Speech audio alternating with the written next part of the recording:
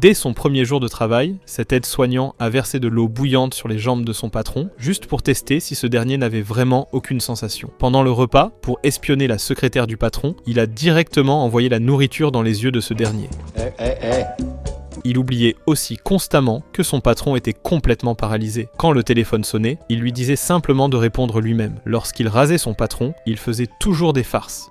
Ça vous donne pas envie d'envahir des pays comme ça, là ? Il voulait même faire une bataille de boules de neige avec lui, mais le patron ne pouvait que se faire frapper. Le plus étrange, c'est que face à un aide-soignant aussi irrespectueux, non seulement le patron ne l'a pas renvoyé, mais il lui a même offert un salaire plusieurs fois supérieur à celui des autres. C'est ainsi que deux personnes aux identités, couleurs de peau et personnalités diamétralement opposées sont devenues des amis intimes pour la vie. Lorsque Philippe a commencé à chercher un aide-soignant, les candidats se sont succédés pour les entretiens. La plupart étaient des aides-soignants blancs en costume cravate, certains diplômés d'écoles prestigieuses, d'autres ayant remporté de nombreux prix. Driss, qui venait de sortir de prison, se démarquait vraiment parmi eux, mais il n'a pas fait la queue sagement. Il a plutôt fait irruption dans la pièce en se pavanant et a claqué le contrat sur la table. En fait, si Driss était refusé 3 fois, il pourrait toucher des allocations de chômage. Il n'a donc pas du tout été aimable avec Philippe, se moquant de son manque de goût vestimentaire et de son absence de sens de l'humour. Quand Philippe lui a demandé s'il n'avait pas d'autres aspirations dans la Il y en a une juste là.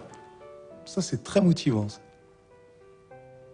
vie, l'honnêteté de Driss l'a fait se sentir très à l'aise. Face à cet homme plein d'humour, Philippe ne lui a pas signé le contrat, mais lui a plutôt dit de revenir le lendemain pour le deuxième entretien. Bon, je vous raccompagne pas. Non, c'est bon.